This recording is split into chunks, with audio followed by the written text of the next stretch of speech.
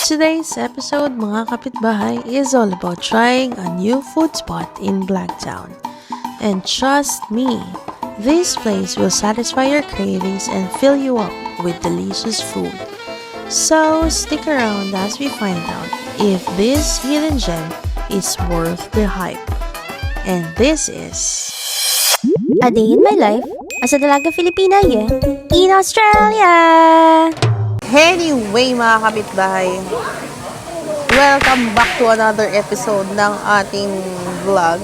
Another day, another kaganapan tayo, mga kapitbahay. But for today's video, tayo ay kakain ng Korean barbecue. Meron silang mga takoyaki. Let's start off with this takoyaki. Look. It's so yummy. Luto na yan ha, sa gilid. Takoyaki. Luto na yan, sa gilid. Next one is, ano to? Spicy ribs. Sweet chilies. Buffalo ribs. Masarap. May kick, maanghang, pero masarap. No? Meron ding beef patty sila dito. The beef patty. Kinalahati ko na lang. But, let's try it. Masarap. Try it. Diba? Masarap na rin siya. Fairness, masarap yung mga menu nila ngayon. Last time, nandito kami, the food was a bit dry. Kaya pag nagko-Korean barbecue kami, doon kami kumakain sa BT Korean. Sa other side.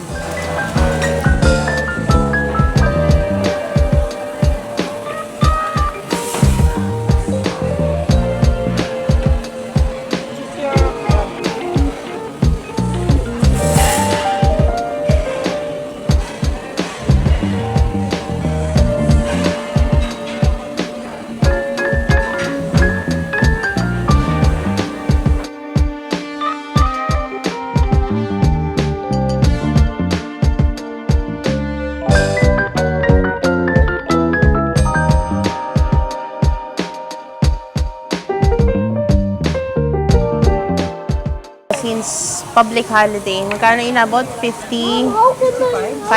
Pero ang usual price niya ay 6. Ang usual price niya ay 40 plus lang. So marami silang foodoms. Usual Korean barbecue. Matagal na namin itong pinupuntahan, but may mga bago sila ngayon na addition sa menu nila.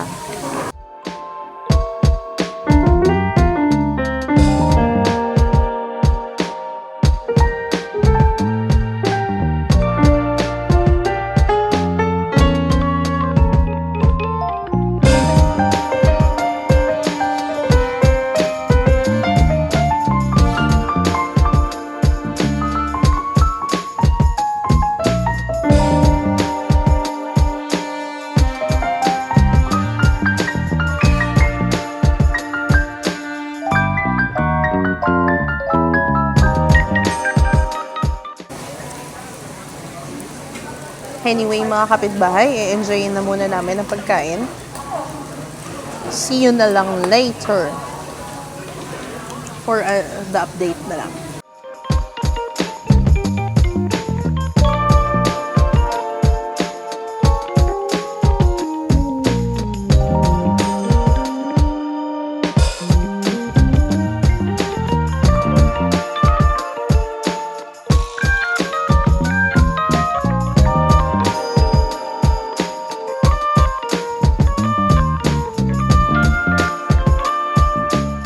Ganitong mga walang pasok, talaga sinusulit na din namin yung paglabas-labas. Kasi nga, bihira lang to na may schedule na magkaroon ng day off ng sabay-sabay. So, di ba, sabi nga nila, you only live once. So, hanggat kaya nating mag-indulge in our own way, at ma-enjoy ang time at ang buhay, why not, di ba? Sarap kumain. Tapos ang hirap magpapayat. So, saan tayo lulugar?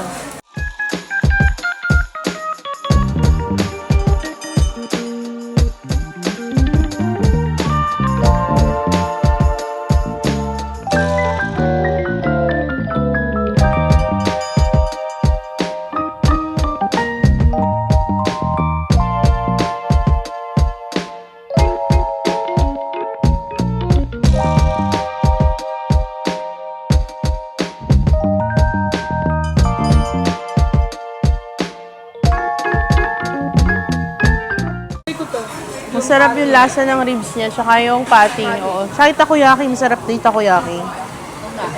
Malaki yung improvement nila.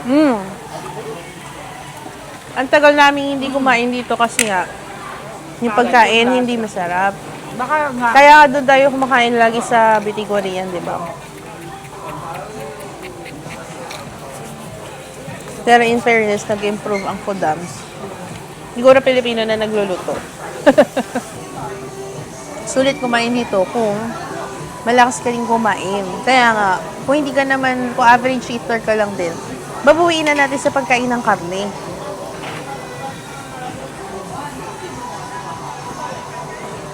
Kimchi and the pork.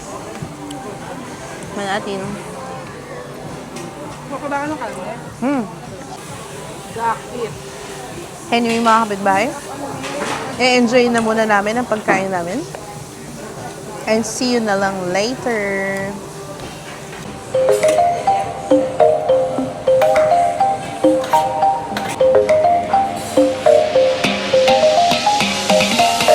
May pork. Pwede rin sarap din yung pork belly nila.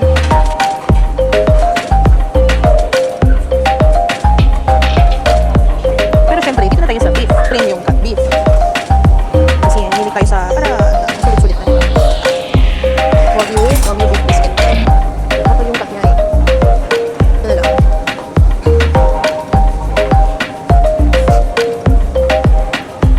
Sarap. Wala nang laman yung dessert bar nila. Pero masarap yata yung melon. Tingnan ako melon, friend. Meron silang pa-dessert. Ay, parang itim ng kulay ng ano ko dyan. Ang balat. Meron silang pa-dessert. O siya. Nakailang ko siya ka na. Hanggang sa susunod na lakbayin ng kapitbahay nyo kay Vladin. Bye! Bye!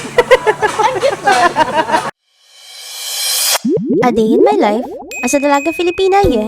In Australia!